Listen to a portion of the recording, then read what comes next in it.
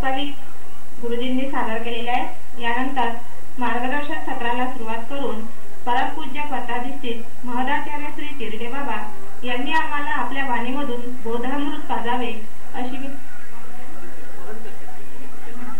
महंत तिरडे बाबा यांनी आपल्या वाणीतून आम्हाला बोधामृत पाजावे अशी मी त्यांना विनंती करते। चैतन्य मूर्ती परम कैवल्याध्वनिनागदेव प्रवर पांतकृतो येनस देव चक्रधरो चरण्य शरणं नंतुम निशिं पातुमं सर्वज्ञ श्री चक्रधर स्वामी की। परमार्ग अध्ययन मंदिराच्या 31व्या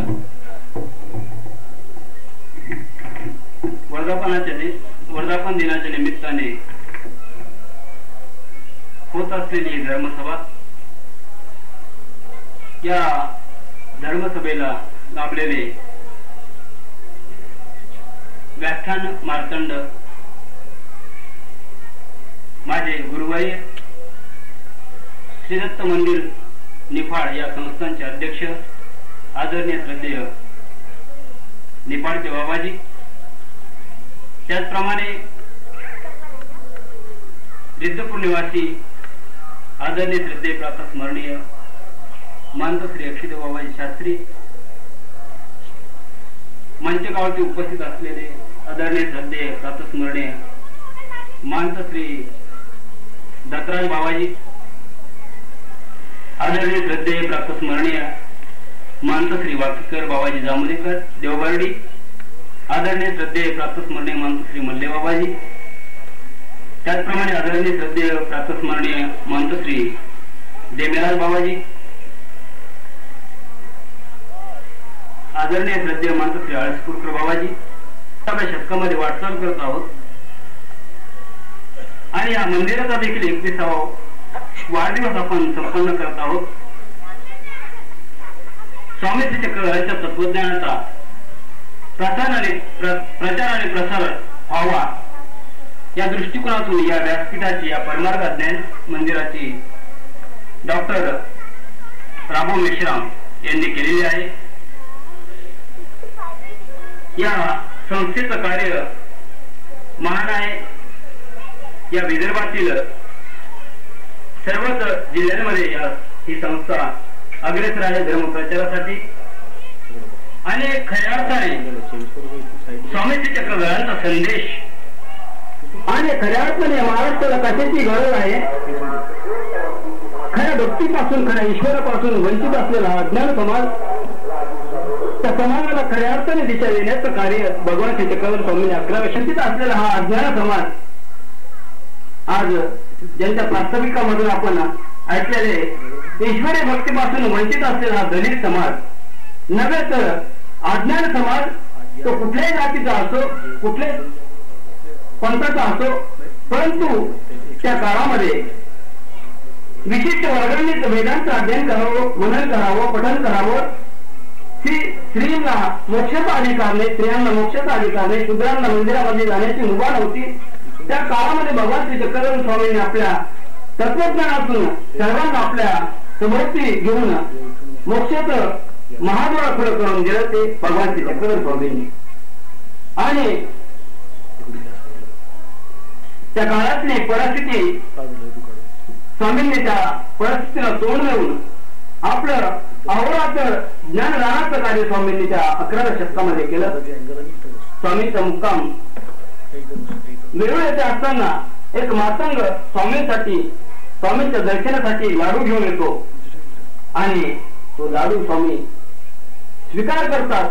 तेवढी ही महानता आहे स्वामींची, कुठली जाती विषमता न मानता स्वामींनी सर्वांना सोबत घेऊन काही ईश्वराची जाणीव करून दिली आणि तीच गरज आज देखील आपल्याला वाटत आहे। स्वामींच्या तत्वज्ञानाचा प्रसार आणि प्रसार संपूर्ण महाराष्ट्रात नव्हे तर जगभर व्हावा म्हणून ही परमार्ग अध्ययन मंदिर ही संस्था ह्या स्वामींच्या तत्वज्ञानाचा तळागाळातील सर्व जनसामान्यापर्यंत तत्वज्ञान प्रचाराने प्रसार झाला पाहिजे म्हणून ही संस्था खऱ्या अर्थाने धन्य आहे। या संस्थेचं कार्य त्यांनी जे बीजारोपण करून ठेवलेलं आहे त्या बीजारोपणाचं कार्य आहे। ही आजची जी कार्यकर्ता मंडळी आहे हे अभ्यास चालू ठेवतील आणि खऱ्या अर्थाने मी आज इथला प्रमुख वक्ताने या सभेसाठी जे आदरणीय सध्या अमरावती आश्रमात राहणारे आमचे मनोहरदादा अमृते हे काही अपरिहार्य कारणामुळे बलवत्तर विधी त्यांना प्राप्त झाल्यामुळे ते येऊ शकले नाही. त्यांचा प्रतिनिधी म्हणून मी 2 शब्द सांगण्यासाठी या ठिकाणी उपस्थित झालो आणि या मंचावरती आमचे गुरुजन यांचे विचार जे या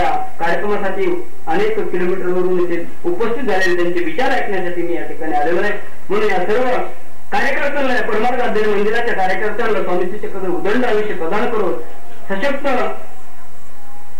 त्यांना बल प्रदान करू एवढी शुभेच्छा व्यक्त करून मी माझ्या विचाराला इथे संपवतो. भगवान श्री चक्र स्वामी की जय. धन्यवाद बाबा. बाबांनी आम्हाला असा संदेश दिला आहे की समाजाला खऱ्या अर्थाने जागृत करण्याचे काम स्वामी श्री चक्रधर स्वामी यांनी केलेले आहे. मोक्षाचे महादान स्वामींनी खुले करून दिले. स्वामीच्या तत्वज्ञानाचा प्रचार व प्रसार करावा असा इशारा आम्हाला केलेला आहे. तो आम्ही नक्कीच पाळू अशी शास्त्राची तक्रार. यानंतर परमपूज्य पट्टाधीष्ठित महदाचार्य श्री एकशेदेव बाबा शौलीकर यांना मी मार्गदर्शन करण्यासाठी आमंत्रित करीत आहे. एकशेदेव बाबा.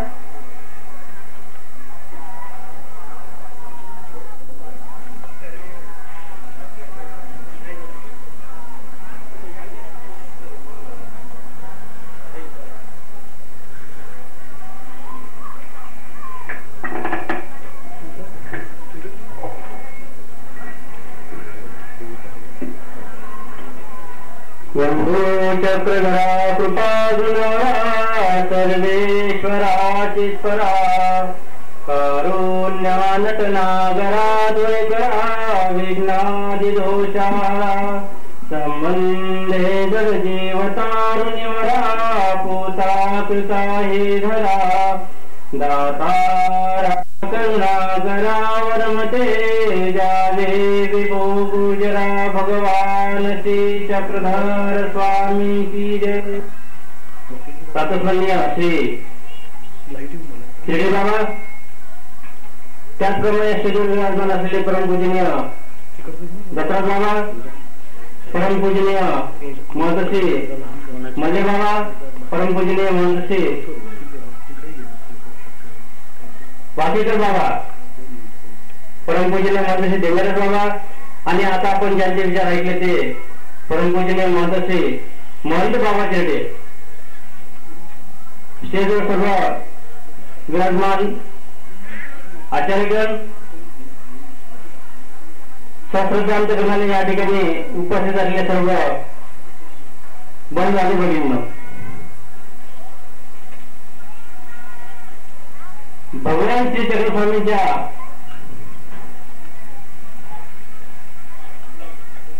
तत्वज्ञानाची खरोखरच आज नितांत गरज आहे. आज आपण या धकाधकीच्या जीवनामध्ये वावरत असताना आपल्याला आपण आपल्या जीवनामध्ये सुखाची अभिलाषा करत असताना अनेक समस्यांना तोंड द्यावं लागतं, अनेक समस्यांचा सामना करावा लागतो. अशा वेळेस जर आपल्या अंतःकरणात, आपल्या मनामध्ये, आपल्या घरामध्ये अध्यात्माची जर बैठक असेल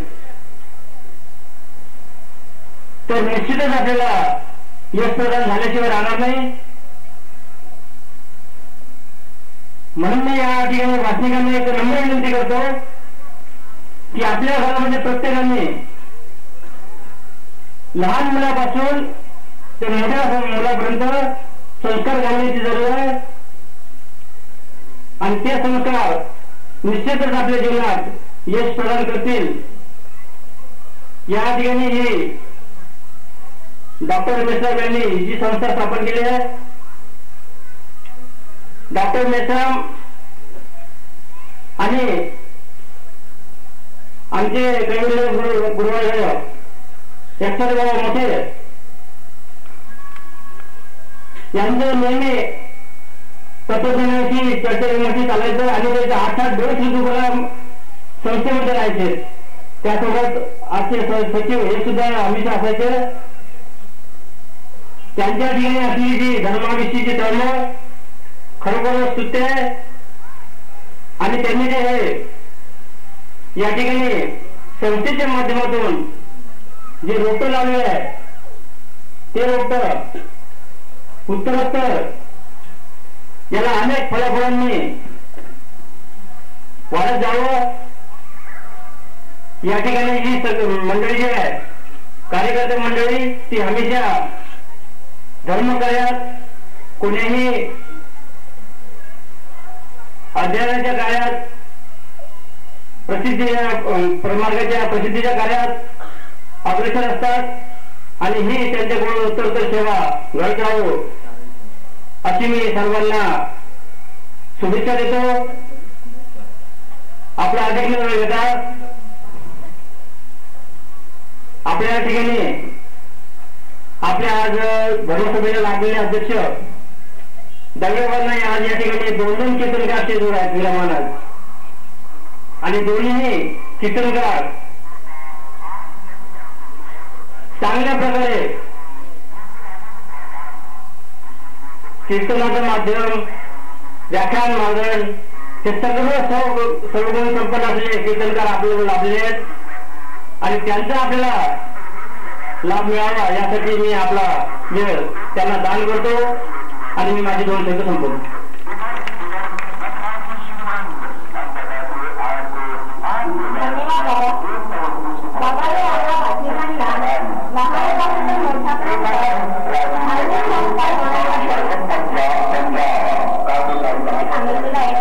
आणि ते आम्ही आमच्या लहान मुलांमध्ये संस्कार घडवू असे आश्वासन देते. यानंतर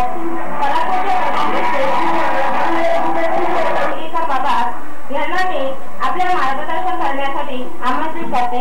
त्यांनी आम्हाला आपल्या मधुरमय वाणीतून ज्ञानार्जन करावे अशी विनंती करते.